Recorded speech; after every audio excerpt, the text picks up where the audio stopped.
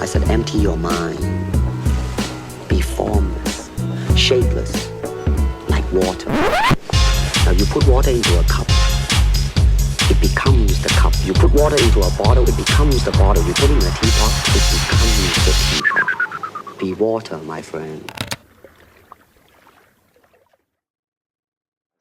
We were talking about the power of the why and that authenticity in terms of it lights you up, both the problem that you're solving and how you solve it. And that I think an error a lot of entrepreneurs make, a lot of business people make, a lot of people make in life in general is they don't focus on a narrow enough aperture towards the things that are really going to move the needle, both for their own lives and for the impact or sort of the value to society or humanity or the earth that they're trying to deliver. And in that instance, if you consider all the options available to you, and this is what we're sort of discussing, and the few times when I coach and advise other founders and CEOs, we typically look at how someone can build their own utopia. And we were discussing this just now on your own approach, which is fascinating, to that flow state, the flow grade.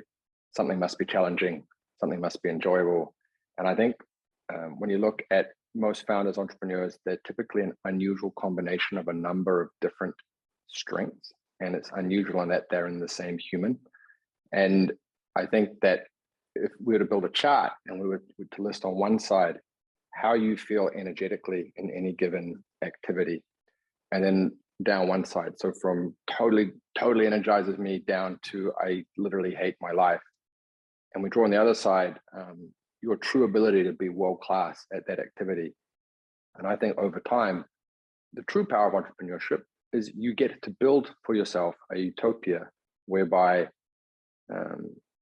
you get to select how you invest your time, in a way that everyone ultimately gets to select how they invest their time, but you can really select on this nexus between your true superpowers and truly energize you. And I think the error most entrepreneurs make is they don't stay in that area as their business becomes more and more complex, and they instead be pulled to things because they think they have to do it, as opposed to really dialing down and focusing on where they can actually drive the most leverage and power for their business. And there will be some elements of building a business or being an entrepreneur that will be very hard, feel like you're having a huge amount of friction, but the work is worthwhile.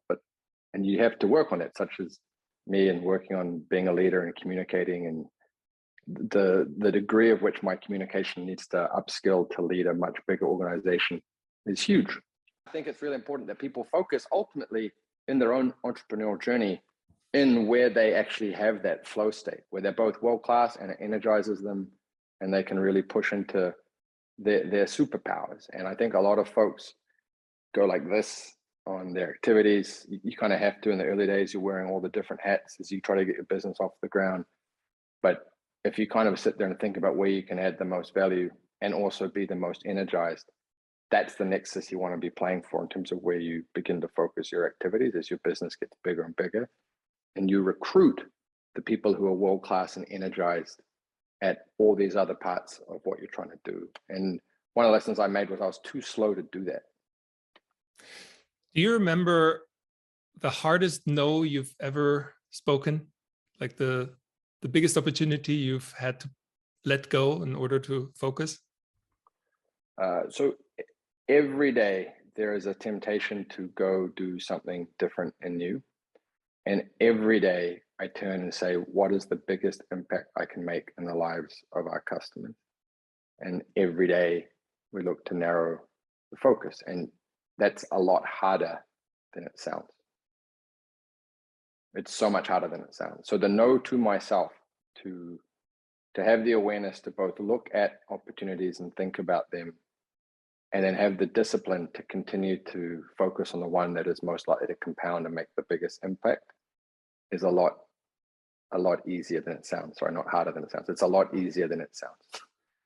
And so the question you ask yourself is, what has the biggest impact on your life now and the ones of your customers? So I have a mission-driven business. I'm here to empower this health ownership movement and really want to help our customers enter into a spectacular, healthy, happy, the spectacular life journey. And it's what most lights me up. And it's ultimately sort of our reason for being. And when we look at how we can do that and what that journey could look like, there's a lot of things we could run off and do. But at its core, there is almost nothing I could do that would drive greater impact than what we currently do, which is just drive more and more value into AG1, drive more and more innovation back to our customers, and then look to, oh, thank you, sir. Hugely appreciate the support. And then look to all build... the listeners, I'm drinking AG1 right now. Yeah. And I will ask, don't worry, we'll get to that, but I'll ask Chris what exactly I'm drinking there, because hearing that from you is of course a treat for everyone here. Yeah, and mate, it's basically what will compound towards winning that mission for our business, and that's where I focus. Now, you talked about Utopia. Now, I would be interested if I take you back memory lane to when you were starting out and had health issues. And I remember reading about an incident where you had a cancer scare where you thought maybe because your inflammation markers were so high in your gut area that the doctor said we have to rule out cancer, and it wasn't cancer in the end, which was happy. But if I take you back there, like how has your idea of maybe Utopia or where you want to go changed over the years? This is a very good question. On the other side of both, my whole life I've been an entrepreneur, right?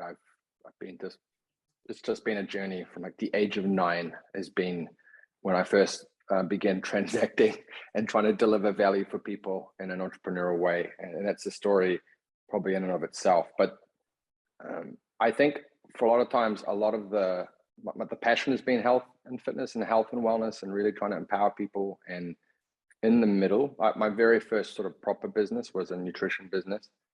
It didn't end well. I didn't take responsibility for the reasons why it didn't work. I didn't take the lessons and step back into the arena and go again soon enough.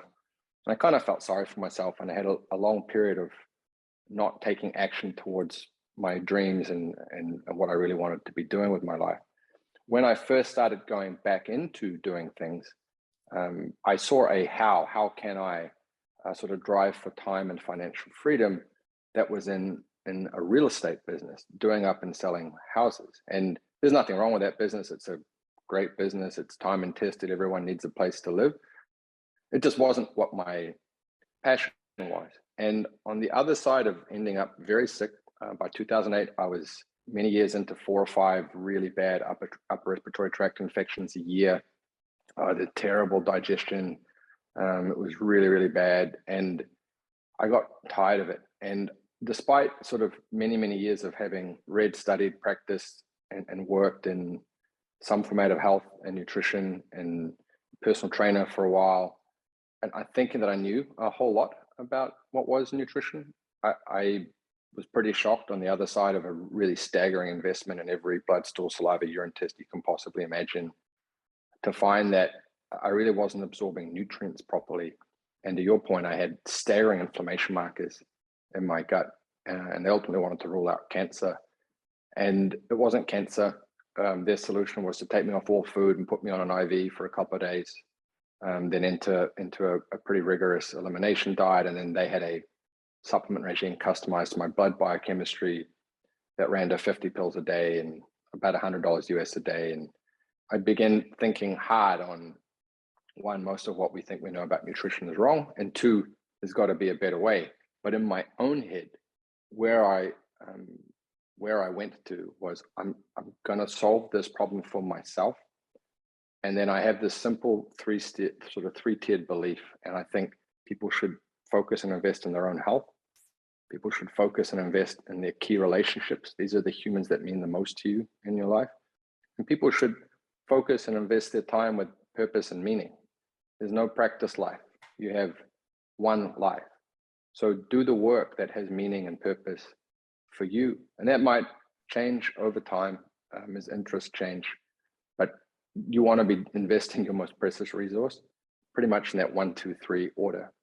And I realized that what I really wanted to do was go back into the health and wellness and work on empowering people on this health and happiness journey. And you asked before on the focus pieces, I had a lot of things moving in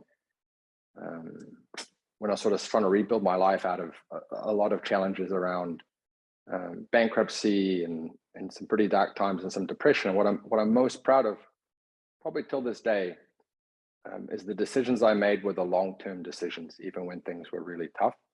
And I decided I'm going to only ruthlessly focus on my own happiness. And that means I'm only going to be building the most spectacular business that I can. And it's going to be mission-driven and why-driven from day one. And it's mission-driven and why-driven from now. And it's a very different type of fire in the belly doing that. I think there's a lot of pain I had to dig myself out of. I had a lot of sort of struggles that I ultimately wanted to look after some people who I'd loved, who I'd really felt that I'd let down. And, that was a hard time. But on the other side of doing that, I'm here because I want to be here. And I'm here because how excited I am to build something beautiful and special. And I'm here because I want to try to empower this movement around health ownership and help people take it, a very different life journey. And that entire kind of phase shift, which I kind of had tickling in my head ever since that first business, which was a nutrition business, had floundered, it just came to the fore. You have one life, build something that matters and focus on what really makes you happy. And so for a very long time, when I was coming out of depression and everything else, I had 100% focus on happiness, on the old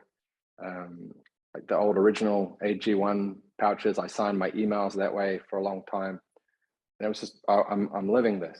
And then we're still living it. Now that we're living it with more people. And it's very, very interesting, Max, when you really, really authentically are living and breathing a mission-driven business with bold aspirations, the quality of humans that want to help you.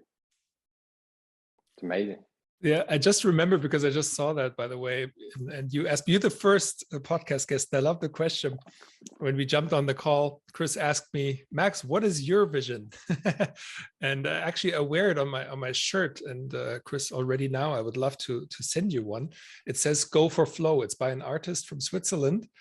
And I came up with it a couple of years ago when I heard an athlete participating in the Olympics respond to a question, what is his goal? He's like, go for gold. Of course, I go for gold. And then I thought to myself, like, go for flow, because the natural saying is go with the flow. But there's the saying, actually, I got it from Derek Sivers, which goes, go with the flow, only dead fish go with the flow. and go for flow is like you look for it, you put your attention where exactly what you just described, what you want to change, how you want to build your utopia. And if you remind yourself that where attention goes, energy flows, I think that is my response to your question from the beginning. Yeah, I love it. I think that having that deeper why and wanting to help people enter, and it's the same thing, man. I think that you're trying to help people have a happier life. I think that's because I think putting people in a flow state will change so much for them, because they will treat themselves better, their relationships will be better, they'll empower other people. So like my focus is on the individual, because I really think that as you do too, I think with AG1, when someone feels happier, when they have more energy, when they're feeling better in their body and mind, they're more capable of inspiring other people. And so you have this compounding effect of helping one person, and you actually help a bunch more through that. Yes. And I think your business is also a prime example of that, because you grew, as far as I've researched and know, through word of mouth from the very early days. Like you never really spent a lot on marketing, as far as I can tell. It was quite bootstrapped. Is that correct? Yes, it's bootstrapped. And it's one power to you, my friend, for living your own greater ambition and going for it. I think it's awesome. And there's definitely a cascading and compounding effect when you help people step up and take ownership, and you help them along that journey in whatever format that you can. And they make better decisions around their own life, and then they tend to try to look to help others as well. And yeah, I mean, we originally, when we started this, I had to be very innovative about how we ultimately were going to go to market. And I realized that there are people who can read a label and understand what it was we're trying to do, and there are other people who wouldn't. And that in a very cluttered world, which is only getting more and more cluttered and more busy, that authentic, trusted recommendation was how we wanted to win, and also the only way to win. So we've always grown through authentic, trusted recommendations. We have invested in marketing. We have invested in all like many formats of marketing, but at its core, it's the authenticity of a genuine recommendation that really is what lights things up. It's the same way you and I probably make many of our buying decisions. If we have friends who've purchased something, we ask them what they think and what are they doing. If the people we look to for thought leadership, we're fascinated to learn what are they doing, how are they investing in their life, where are they finding joy, because we're humans, we're social animals, and we love sort of seeing what's really changing the lives of the people that we really look to and admire. And it's the same for our business. And we have worked really hard and very proud of our team and have always innovated to try to drive value to our customers. That's always been our core focus. It will always be our core focus. And, you know, huge gratitude to our customers who've really been the ones who've sort of, it's their loyalty, their recommendations that have built this business. And it's very exciting because the platform we have to drive more value back to our existing customers' lives, and the platform we have to take this and drive value and empower this health ownership movement now for millions of people worldwide is really exciting. So when we took our first real external capital, we took a smaller check last year in July. They were all AG1 customers. It was very strategic driven about trying to tell the bigger, broader story and reach more people. And when we took this first true, like really big check, really big fundraising event in our business history, it was the time was right for our business to do this. And the principal investor behind the lead investor, and by the way, every investor is still an AG1 customer, and it's the only way I'd have it. And it's like he's living this whole thing. He believes in the power of preventative health. He believes in the power of people taking a proactive approach to their own health ownership, their happiness ownership. He's been an AG1 customer since 2014. He and his wife both take AG1. Like, that's the people I want. They want to take this and build something beautiful. So much more powerful than just a financially driven investor. If you have someone who's so smart financially and so gifted, who also believes and lives the mission, then we have their talents now on our sort of in our business and on board trying to build the rocket ship. So I kind of go back to my earlier point, when you really push into why, and that why is huge impact for humanity, you'll be amazed at how many spectacular humans are interested in helping you on that journey. I'm quite impressed also because doctors in Germany that I work with and that I hold in high regard and that are really experts in their fields, many of them are AG1 customers. And I asked them, like, how come, actually, before I really read up on your story, which is also one reason why I actually did it in the end, because I wanted to find out what does this green powder, what makes it so special?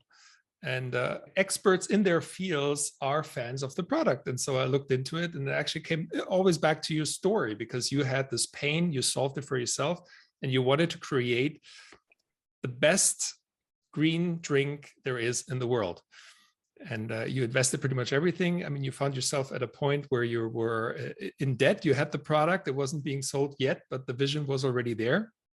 And I think that's really what caught me. And I'm using it. I have to say it makes me feel good, because I feel like it's my insurance for every day. Even no matter what happens, I have an insurance right here. And so how satisfied are you at this moment with the product, and what is going to be the next iteration? So I'm extremely satisfied with what we've done. I'm so excited for the work that's gone into just making AG1 better and better and better. I'm also pretty excited about where we're continuing to try and innovate. And like, the ambition was never about a green drink. And I mentioned to you in an email, like, we're trying to kind of leave this idea of sort of being in that greens category behind, because we just realized there's so much confusion. Yes, it's a It's a drink. It's a foundational nutrition drink. We pioneered this category. And yes, it's green when you mix it up, but there's a lot of category confusion about what they looks like. And it's a bit like comparing a cell phone, one of the really old, like basic little phones that just, you can just text and you can just phone, to a modern smartphone, which literally lets you transact on the internet, search the internet, take videos, and can do a whole lot more. And the problem that I was trying to solve at the beginning was, how do you take the friction out of covering a nutritional basis? And I realized that you have to do this in a synergistic way. And human body nutrition works very synergistically. And that there are a couple of fundamental problems that we had to solve. One, no one has the perfect diet. So you need to work pretty hard, even now, on the quality of nutrients you ingest, the variety, and that nutrient density. And you can survive. You can absolutely survive without ever doing any format of supplementation whatsoever. But we're not in life here to just survive. This is about feeling amazing. So with that qualifier, I don't believe anyone has the perfect diet. So it's really hard. You want to solve for, okay, how do we make sure we're ingesting the quality, the variety, the quantity of the nutrients that we need? And then no one has perfect gut health. Frankly, especially in the Western world, antibiotic use, years of not having perfect diet or perfect lifestyle. We tend to eat things for periods that can really trash our guts. So anything you want to do around nutrition has to work synergistically with both the nutrients you put in your mouth and your absorption of those nutrients. Fundamentally as well, when you can begin to move the needle on gut health, you modulate everything in your body, particularly your immune system, but literally everything. So that kind of gut health is everything, or gut health at its core, is really important, because it's sort of the window into your body for nutrition, and it is the key modulator of your immune system. And I don't actually make secretory IgA properly. It's one of the things we eventually identified was the challenge. It's the mucosal lining that sort of drives a huge part of that immunity. And if you've ever done any kind of advanced stool testing, they'll kind of come back at you and give you a secretory IgA score. Mine is always a note from the lab. The subject did not have detectable or has extremely low levels. And it is what it is, but it also drives me to continue to innovate, to try to move the needle on how we solve for no one has the perfect diet, how we solve for no one has the perfect gut health. And the last part that we do synergistically is understand that none of us have a perfect lifestyle, particularly when you layer in the no one has a perfect diet and no one has a perfect gut health. Then you want to drive support for that modern lifestyle as well, and understand that there are things that you can do daily to give your body some healthily love. And how do you wrap this up synergistically? And I got the advice of really smart people. They were staggeringly smart naturopaths, functional medicine docs. I'm a medical researcher, who came at me with their suggestions of how you ultimately want to do that. And the solution is a drink. And the reason it's a drink, the reason we call it a foundational nutritional drink, is because it's just so much easier to make all that nutrition happen in a drink than the 20 pills it would be if you were to take it all and do it individually. And I'm a huge believer in the power of simplicity. I'm a huge believer in convenience. So the other problem we were trying to solve for, beyond no one has a perfect diet, no one has perfect gut health, no one has the perfect lifestyle, how do you make it simple and convenient? And I don't think there's a single investment you could make in your health in 90 seconds that can do as much for you as AG1 can. But I always go back to the posit. You need to focus on your own food, your own ownership, these other pieces first. This is something that people take to help them feel amazing. And I think, again, authenticity. And to your point on some of the doctors, you know, if they know how to read a label, they look at that and they go, damn, there is a lot of amazing stuff in here. It's doing a lot of things at once. It would make a lot of sense to have this. For some people, it's a nutritional insurance policy. For others, it's because they love how they feel, knowing that they're making great investment in their health every day. And then for others, it's literally part of their journey towards having the most spectacular athletic or high performance outcome that they can. And we're open to all comers, mate. I think the foundational piece is true for nearly every human I've ever met. This can add value. Yeah, and let me tell the listeners right now, there are 75, as far as I know, 75 ingredients right now in there. combining vitamins, minerals, and adaptogens. I'm actually, as a biohacker, also very excited about all these adaptogens, including rhodiola, ashwagandha. At some point, was there ever a problem that you couldn't put two ingredients that you wanted in there together because maybe they counter each other out? Yeah. So Max, it's a very astute question. So we also have pre and probiotics in there, and this idea of that support for the gut, and how if you can take a symbiotic approach, so you look at the synergies of how these things interact, all your adaptogens will work better in the presence of probiotics. Full stop, period. Everything else, you're going to rock and roll. It's a synergistic approach. We pioneered. We were doing this in 2010. We've gotten better at it and better at it over the years.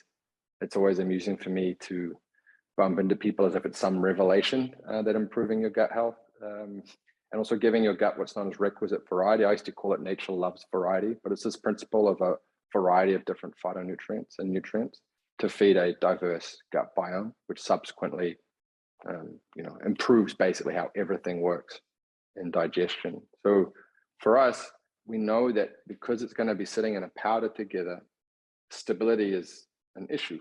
So there are some ingredients that in certain forms can mess with this stability or just won't be stable.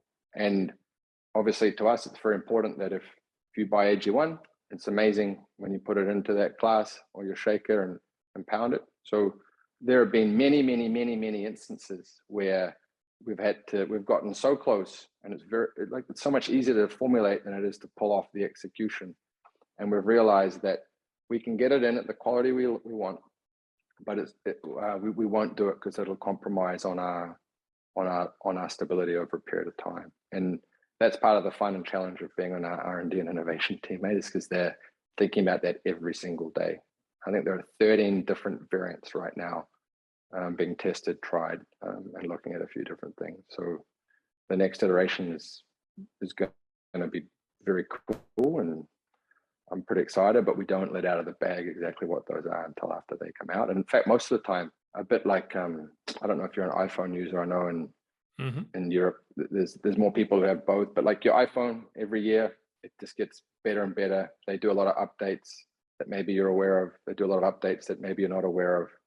But if you kind of consider between the iOS and the actual iPhone updates, it still kind of looks the same as it did 2007 or 8 or whenever it came out, but it's a very different, more powerful beast than it was. And that's the path of what we're doing to try to make the problem we solve. How do you take the friction just easier and easier and better as we go? And I like it, mate. I like the challenges. I like the having to put on an R&D and innovation hat to try to solve them.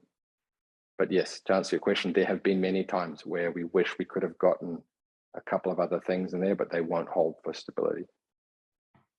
I actually reached out to some of the doctors I mentioned before and asked them what they would like to ask you. And there are a couple of questions also related to what you just said. One question, which I thought was really good, is if you've ever thought, or why you have decided maybe not to add omega-3s in form of algae in it. Because I remember also an interview where you mentioned you would recommend taking omega-3 additionally to the drink.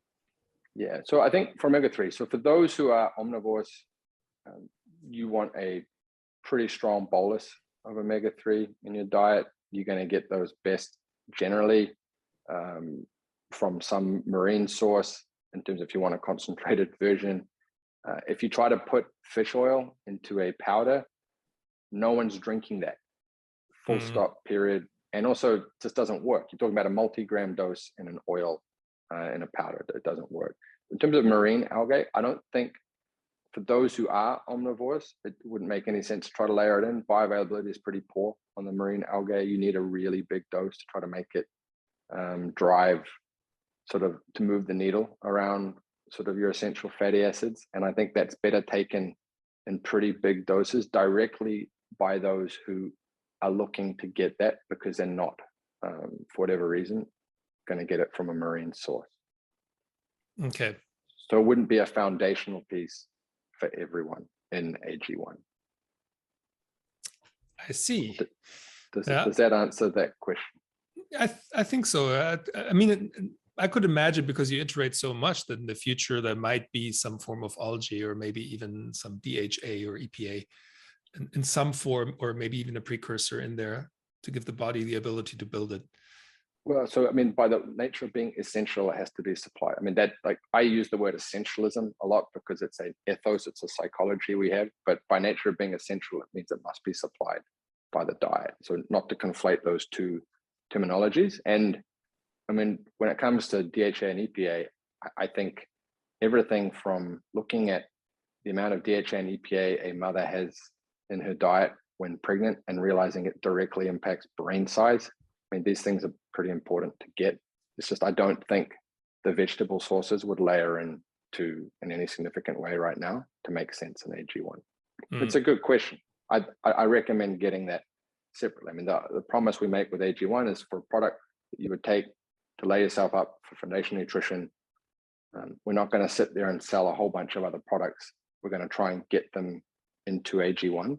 And if we do have something else, it'll be because we don't think this works inside AG1. And we actually have a premium omega man from a very sustainable source. We don't push it as much, like we're really focused on layering in that AG1 foundation nutrition habit, but that's why. Okay, no, answers the question. Yeah.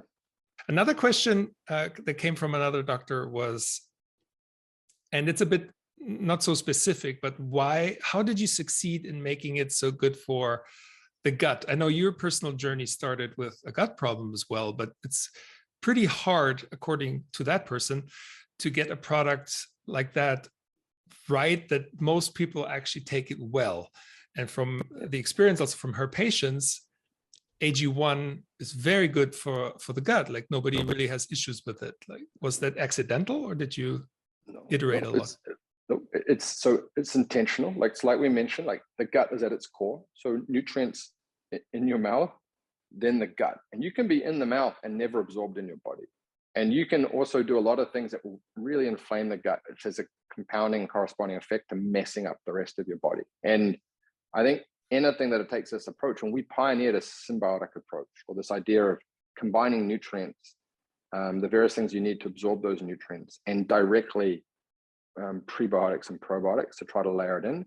And to your point, and a lot of doctors see this, you can get people with IBS D, which is basically means they have diarrhea all the time, and they can modulate way back for vastly improved digestion. You can get people with IBS C, which is constipation and problems going regularly, and you can get them also modulated way back to superior gut health. And it's about putting people in the green every single day, which is consistency, the daily habit, the daily input. Sort of, we both know, my friend, as it takes to health ownership, it's those daily inputs around the core areas that make all the difference. And yeah, so I mean, we specifically went to look to solve to improve gut health. It's at the core of everything. If you just said two words, nutrients and gut health, you'd have 80% of the power right there.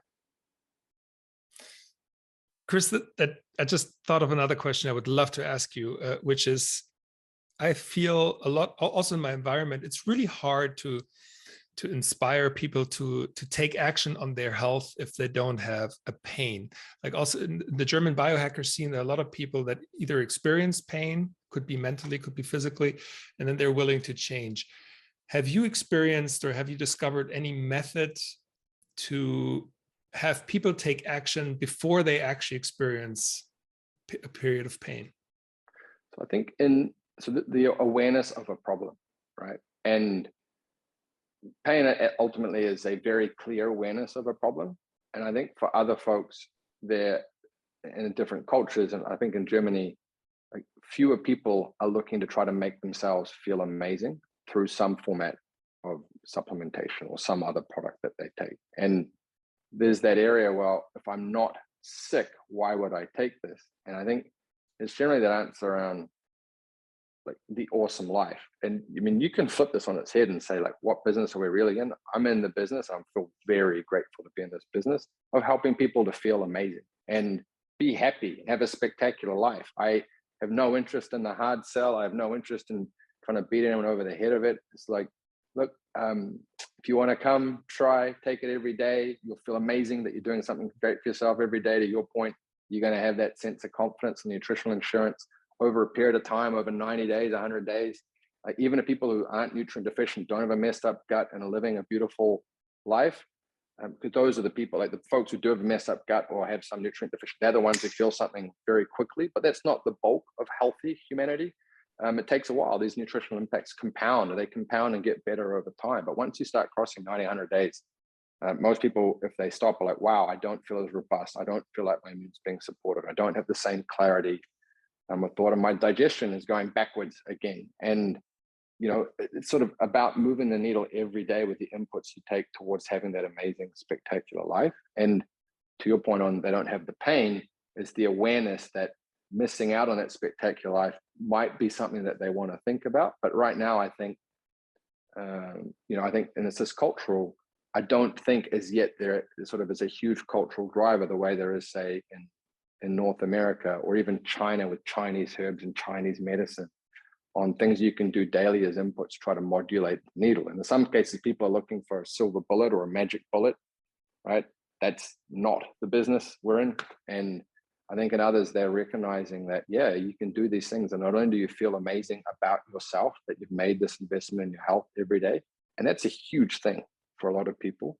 That starts a gateway towards better habits in other areas of their life, no matter kind of where they are on the journey. But for a lot of folks, I think it's that understanding that, yeah, if you do this, if you take these steps, you end up like that 1% better every day, kind of compounding for a more spectacular life. And I think where people get confused in there is when, to your point earlier, like so many people is just throwing marketing at you, and there's so much confusion.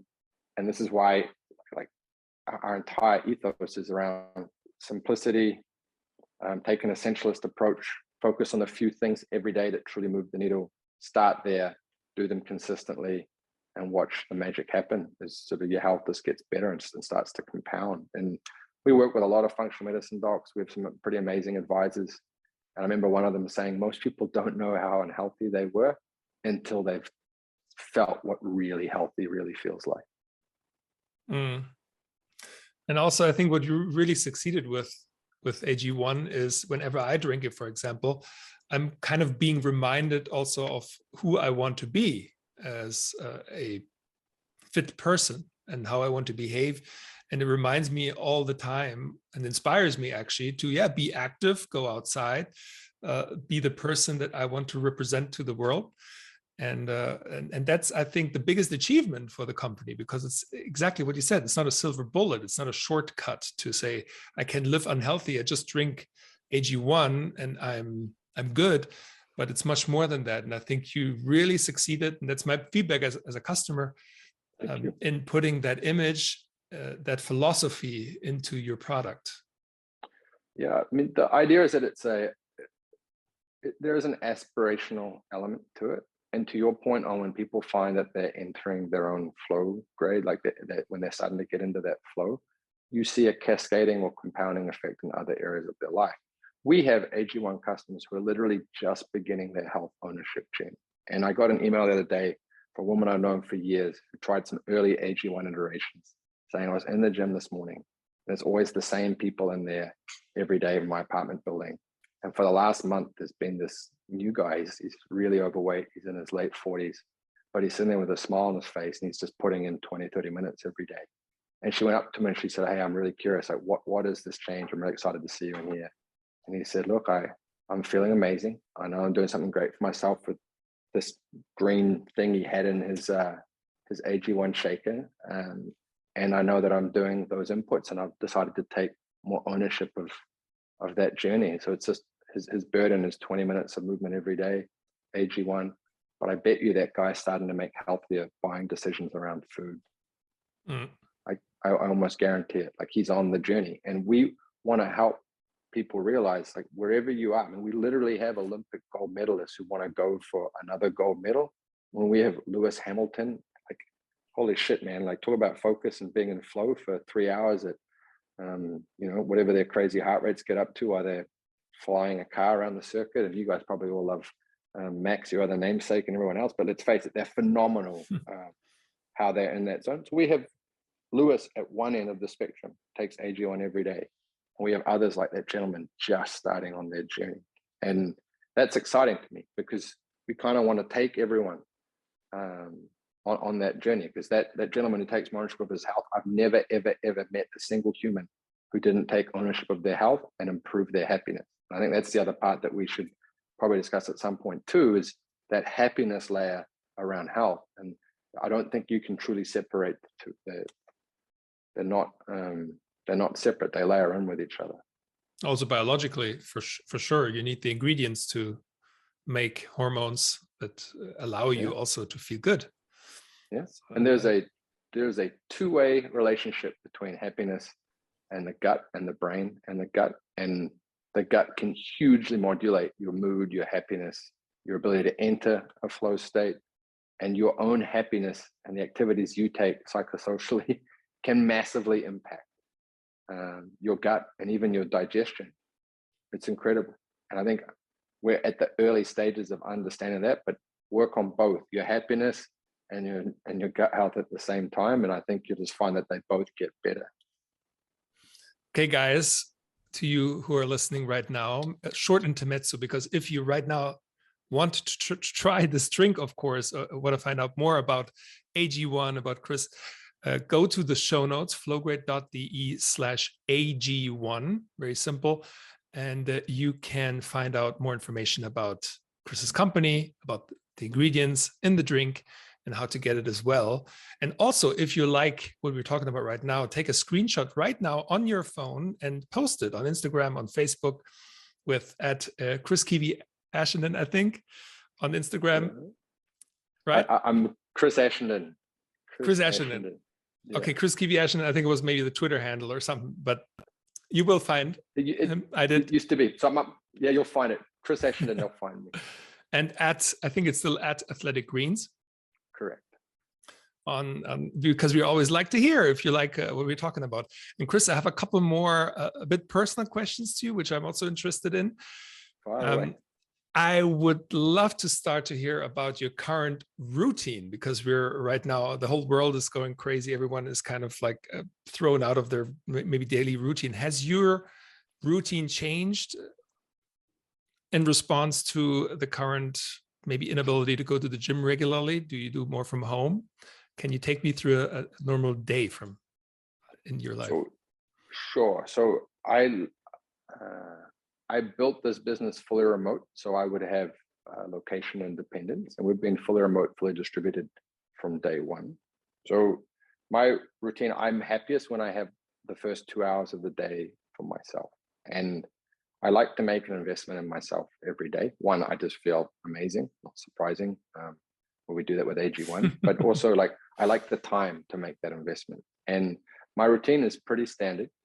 I wake up, I try and get outdoors and moving as quickly as I can. And the time from when I wake up to the time when I've left the door, if you could sort of correlate something with my happiness, you'd see an inverse proportion for the shorter that time to the happier I normally am. So I try to modulate that. I try to get out the door fast and get moving. And I'm trying to also in that time get my first movement in, get a ton of water in.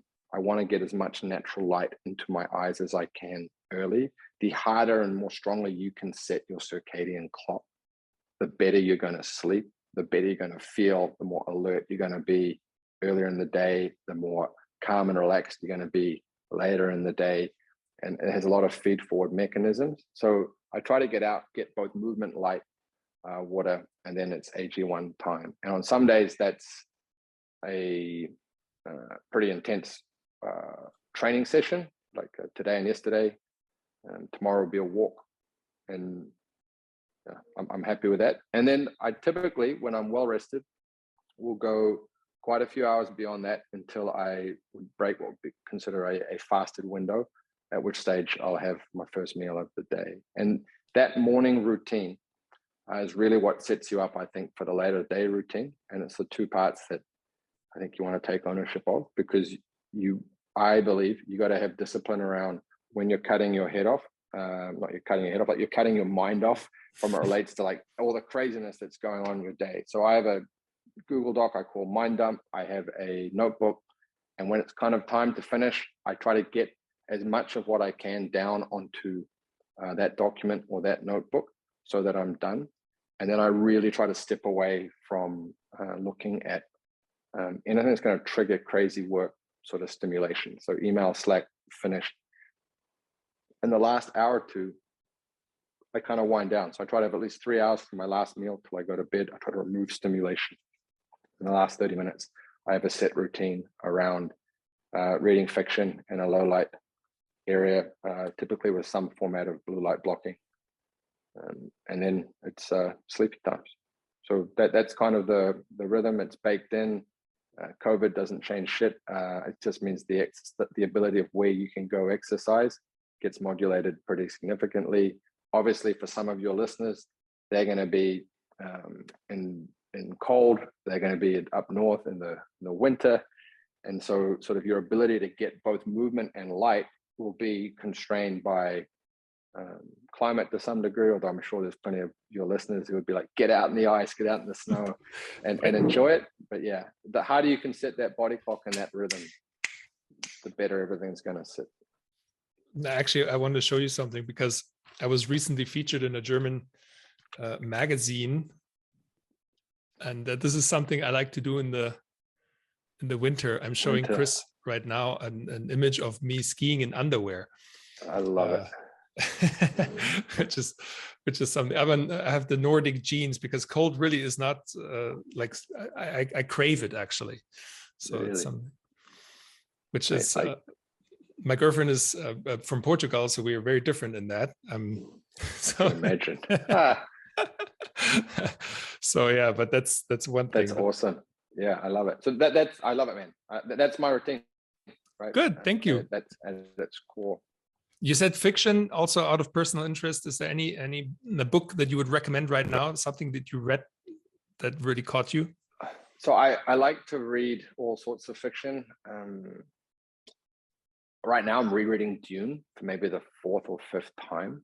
I watched the movie. The movie was amazing. Oh man, it is such a good book. And I'm rereading Dune, and I'm loving it. I'm down to the last couple hundred pages. It's a ripper. So try, if you haven't read the book Dune, it goes way past where they get in the movie. The movie is only about a third of the first book of Dune. But so it depends on where you want to get the stimulation. If it's going to spoil the movie for you, maybe don't. But I always prefer to read the book ahead of the movie. So I decided to reread it, and it's excellent. All right, thank you. I wrote it down. Chris, what is something that you have already experienced in your life that you would recommend to everybody? And obviously not the basic things, but maybe something extraordinary. I had a couple of different experiences. So one, I grew up, I hit the lottery with my parents, right? Most loving, supportive, caring people who tried to give us a lot of experiences. One of those experiences where they took us backpack around the world. One, I got to live in a lot of different countries when I was growing up. But two, they took us backpacking around the world for many, many, many months when I was a little kid. And you had my dad with his big backpack right down to my little sister with her tiny backpack. And I'd been to 44 countries before I was 13. And it was a really interesting experience because you realize, one, how truly nuclear you get with your family. And as you step into these new experiences with the world, very quickly realize most of humanity, like the commonalities are infinitely greater than the differences. Most people will respond very favorably if you give them a little bit of warmth and say hello. And we're citizens on a global, like we're all citizens on a little blue-green rock that's flying around the sun. And I think it just drives a degree of empathy for different ways of thinking, different ways of approaching things, to realize it's just humans trying to live their life, mate. And that was spectacular. And like everyone in my family, I think, has a very kind of global mindset like that. And I think a lot of your listeners by nature, I'm sure, probably travel a lot, but I think it's just the considerations of when you have children, if you have children, is exposing them to that type of experience pretty early is huge. Okay, thank you. What do you believe in, even though you cannot prove it? That's a very good question. That's a very good question. What do I believe in that, even though I cannot prove it. I am very sure that we are not the only species in this universe right now. I don't have any evidence to back it up. I'm sorry. It's just law of probabilities. All right, exciting. Could be related maybe to your next answer. Is there something that you would love to have invented that does not exist yet to improve either longevity or your health or your well-being, your happiness? So I would, oh man, I mean, I think that humanity, as we continue to get better and better and start to unlock some of these pieces around aging, I think part of what makes the human experience so special is we are very aware of our own mortality. If you begin to think about your own mortality, you will choose to take action even in the face of friction towards the things that are important to you. And so with that caveat, which we're not gonna know what ultimately pans out until we begin to solve the various questions on living longer. But I would love to figure out a way to get my parents to live an extra 50 or 100 years. They're so special to me. They're such special humans. I haven't had kids yet. I'd love for them to have that time, that precious time with my kids, and my kids to have it with their grandparents. So that would be the number one thing instantly, like this. Like whatever, if you can, and healthy and happy, extra 50 years, 20 years, like all day, every day. Very cool thought. Well, thank you. Is there something that you're currently really interested in terms of technology or progress that's been made scientifically when it comes to longevity, to increase healthy lifespan? So I think the understanding of senescence, some of the work that David Sinclair's doing is very fascinating. I've met him. I really like him. He's an awesome human. He's so smart. Super smart. He's super smart, man. And he's a good guy. He's so funny, and it's fascinating. And I think, like, this is saying, right, half of what we know about medicine and science is wrong, and in medicine the problem is we don't know which half. And I think we are just at the very beginning of understanding the signaling and the impact of signaling on our bodies. And that's everything from what you do to your gut that can modulate so many things, not just the signals that go into your body, but even the nutrients that you ingest and what happens, how they get changed, what happens when they pass through that biome into your body, and the power of signaling. And I think that area is going to be a huge unlock for humanity. And I don't even think we've scratched the surface of everything. Same with gut, mate. I think we're barely at the beginning of our understanding of how we actually work, truly, which is both vaguely terrifying, but also super exciting. Think of the opportunity for our species as we continue to unlock the door. Pretty cool. Wow. Right? I think someone born now is going to have the most spectacular, and born in, like, having the privilege and the luck to be born into a modern sort of healthy society is going to just see the most spectacular things. And I'm also very pro for the shifts that are happening with technology into some emerging areas of the world, the opportunities that it presents for people growing up there that their parents never had. And yeah, I think, for me, I'd love to just keep being able to see what happens over an extended period of time to this very interesting species. I'm very long on humanity. I'm a big believer that at its core, humans are awesome. What is it that gives you hope for humanity? So I think I've been in environments where I've seen a lot of struggle. I've seen some of the darkness of humanity. I was a policeman for a little while in between entrepreneurial endeavors. And I've also seen some of the beauty of humanity. And I think that because we're all kind of on this little green-blue rowboat together, and I look at most humans want to experience personal growth. They, like, to your point on the flow state around, it's got to be challenging and they've got to enjoy it, personal growth, but also that sense of contribution. And this is sort of part of this unlock around empowering health ownership, is when people begin to take more ownership of health, you have this cascading compounding effect they start to look at their own life journey and consider, how can I live a life with more growth and more contribution? And it's sort of the self-actualization journey. And the more humans who feel that they are in that sphere, the more good will ultimately come in the world. So I always say, whenever I meet someone I really like, the world can always do with more great humans. Like, there's almost a responsibility for you to go have kids. So I just think about, I think about that, mate. And yeah, I think that is something that, yeah, I think there's so much opportunity and so much spectacular change that's about to happen that, you know, for those who can embrace the need to be adaptable, that's something our species is spectacularly good at. I think it's going to be a very, very interesting next couple of decades. Wow, Chris, very inspiring, really, to listen to you and be talking to you, and you're a great inspiration to me. Before I mention again where you can find out more, I have one last question for you. Hit me. And thank you for the kind words and the support as well, Max, and your entire approach. No, really, it's the show, by the way, was outstanding.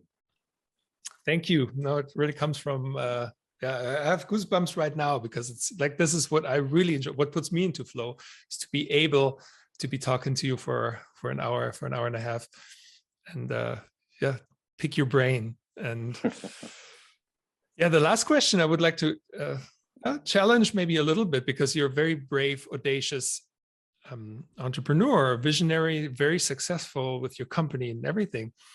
Is there one area though in your life where you think you could be even a bit braver? This is a very good question.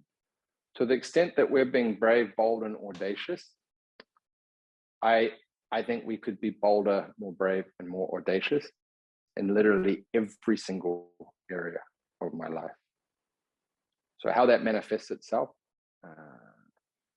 I think what you'll see is I will continue to step forth and be willing to put it out there to try to bring more and more people onto this journey. Because it can get uncomfortable, but I like it. I always like it. So, I mean, I think the boldness and courage, I think courage is the most undervalued, maybe, attribute in all of business, and potentially in modern day humanity. It takes courage to put something out there. It takes courage to build something. It takes courage to step forth and try and do something different. It takes courage to have curiosity. It takes courage to do a lot of things. And I admire so greatly the people who did not have the upbringing that I had, who can identify with a big enough why to help surmount like where their courage may be struggling to go forth and take action. And I mean, my why is I don't want to have a life with a huge amount of regrets. I don't want to lie there and go, man, if only I'd actually done this or done that. I want to look back with a smile and a whole lot of energy. And I think I really believe you get one shot. So call me on it. If you don't think we're being bold enough, tell me to step it up. I will respond favorably to that challenge. All right. You heard it, guys. And now if you want more from Chris, if you want more from AG1 and want to try out the drink, maybe if you haven't yet, go again on the website, go to the show notes, which is flowgrade.de/AG1. We'll link to everything. We'll link to the company. There's also a great article actually where you were interviewed, Chris, that I was inspired by also, where you share 5 things you wished you would have known when you started the company. Don't give it away right now. Go to the website. At this point, thank you so much. You're really an inspiration. You're a big force in breaking barriers and empowering people to take action on their health. You're a big inspiration to me. Chris, thank you for being on the show. Oh, thank you, Max. Hugely appreciate it, man. Thank you for the support. Let's get it onwards and upwards for a spectacular 2022. That's right. Go for flow, guys.